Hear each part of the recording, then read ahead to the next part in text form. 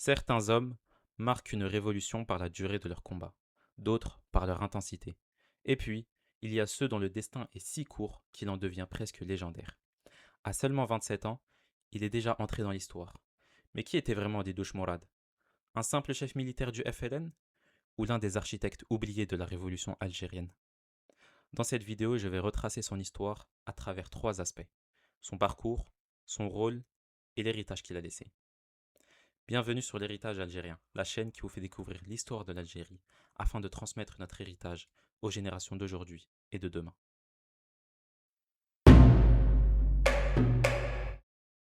Didouche Mourad naît en 1927 à Alger, dans une Algérie colonisée où les inégalités structurent la vie quotidienne.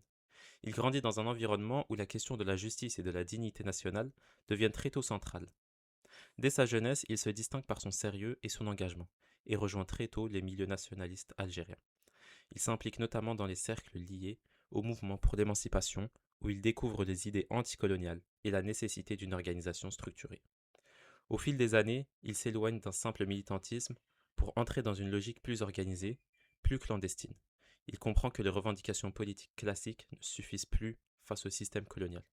Cette évolution le mène progressivement vers une rupture, celle de la lutte armée.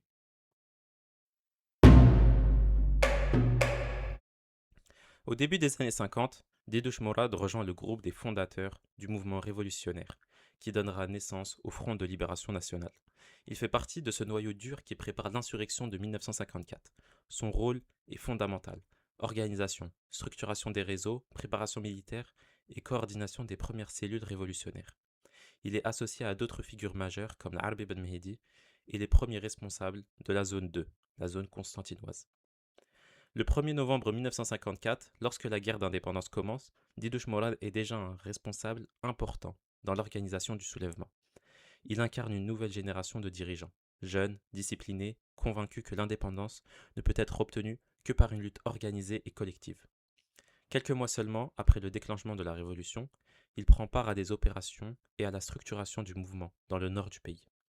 Mais en janvier 1955, sa trajectoire est brutalement interrompue. Lors d'une opération militaire dans la région de Kolo, il est tué au combat à seulement 27 ans.